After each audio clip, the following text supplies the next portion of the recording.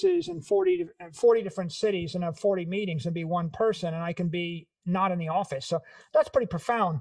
But the other profound part of it is what you just did when we started our call, which is you punched the record button, and you and I are having a meeting cross country, and that's about to be shared with thousands or hundreds of thousands of people anywhere, anytime. 3 years from now, someone will be able to go back in time 3 years and be in the room with us now for the cost of the electricity. And so if you think about it that way and turn it on its head, I'm a salesperson, and I think, well, I'm going to convince you should buy my product, Brian.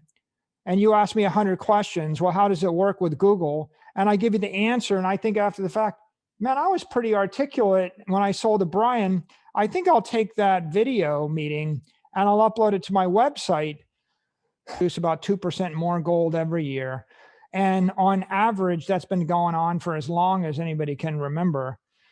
That means that if I took all of the money in the world and I bought gold with it, and I had 100% of the gold in the world, 100 years from now, I would have 12.5% of the gold in the world.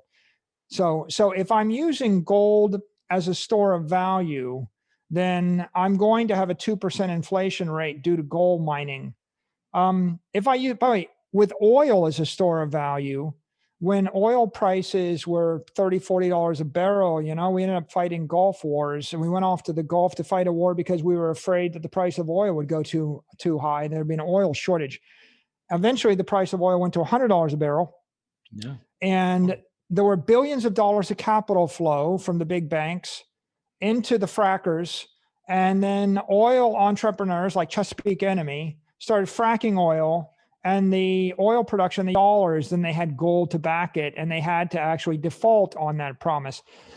But it's not the only example. I mean, the last 2,000 years is the history of all sorts of regimes. The Romans debased their currency, and they cut back the number of grams in gold coins, and this denurturing the denarius is part of the reason for the fall of the Roman Empire. All sorts of monarchs in medieval, Europe used to issue credit notes and the like backed by gold. And when they overissued them, they couldn't make good on it. Then they also were ruined. Most countries have this issue over time. The U.S. had it, and you have it today. You have lots of examples of banks selling gold short, a naked short, without the gold to back it. And even nation states do it and can do it to manipulate the price however they want. So it's a corruptible, successful, decentralized crypto network. But the second order thing that keeps from being scarce is you could copy it, you could clone it. The argument is, what if I just clone it and create Bitcoin Cash, Bitcoin Gold, Bitcoin Satoshi Vision, Bitcoin version 42, Marvel Cinematic Universe 2947. It's like they keep creating more universes, right? Parallel universes, if you're a comic book fan. Finally, in what universe does the Wolverine die or not? I forget. You get lost. That's the problem with cloning. The reason it doesn't work with money, but it got tried, it's failed 7,000, 8,000 times. It's because once there's a massive network effect, and it's not just Metcalfe's law. Metcalfe's law is an imperfect model. It's more like Metcalfe's law with a bunch of Newtonian astrophysics thrown in there. It's gravitational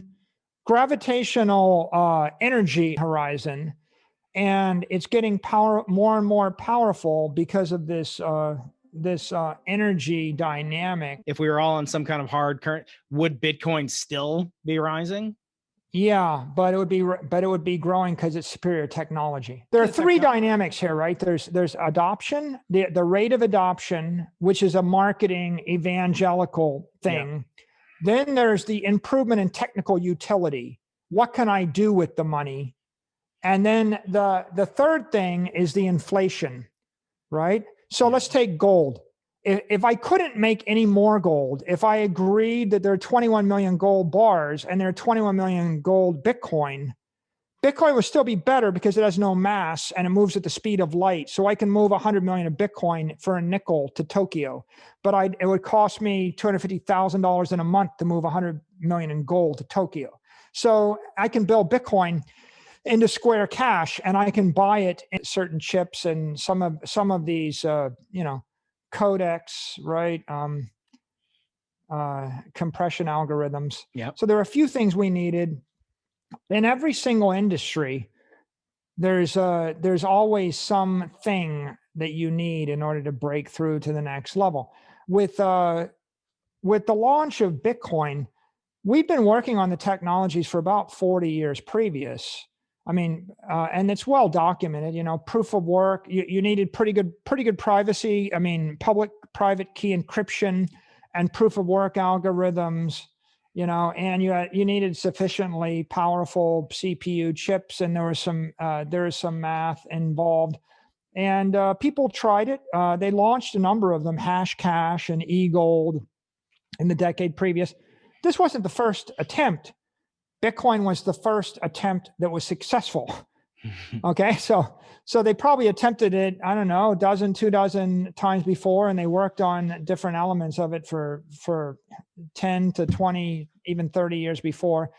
It was bound to happen at some point when you had a critical right now. If he had actually not been against it, you would lose, by the way, resisting it, you would lose 98 to 99% of your wealth over 5 years if you're in denial of this thing. So there's a cost to being in denial of stuff.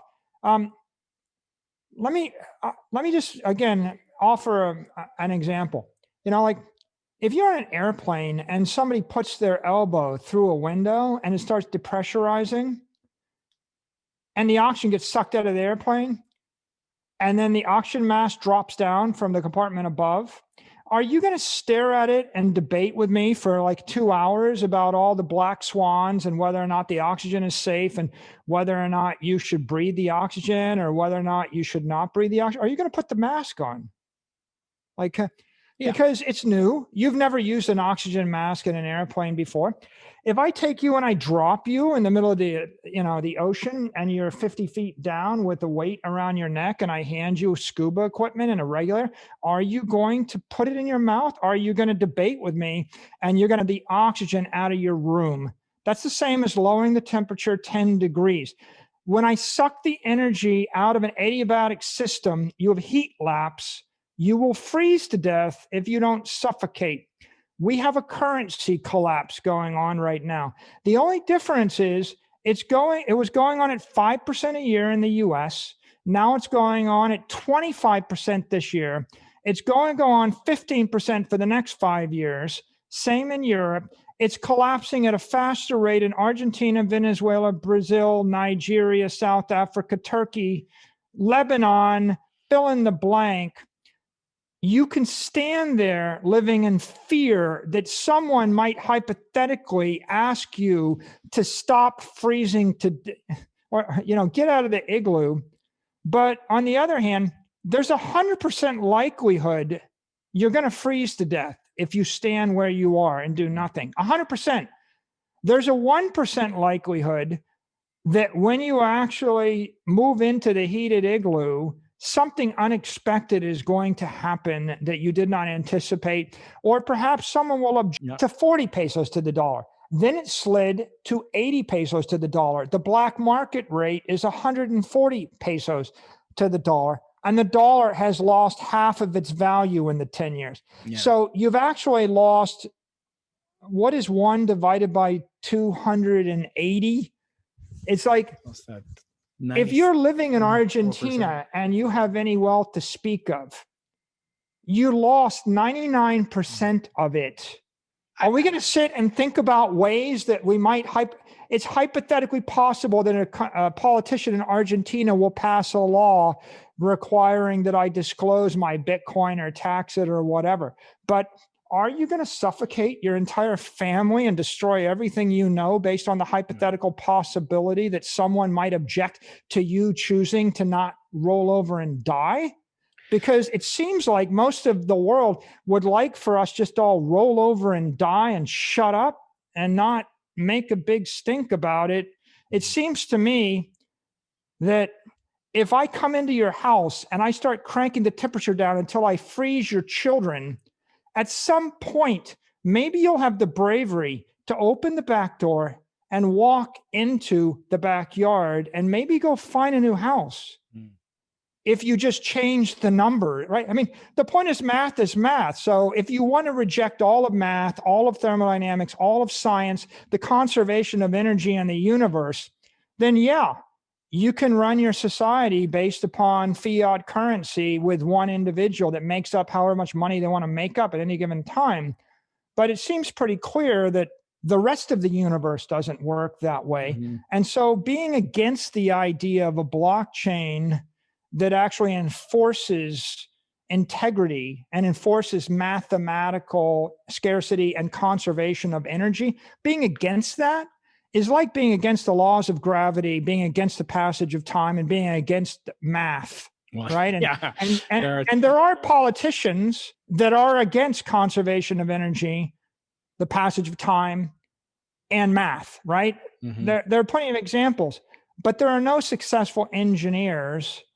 And so I think that what can be said about blockchain is it's an engineered monetary network.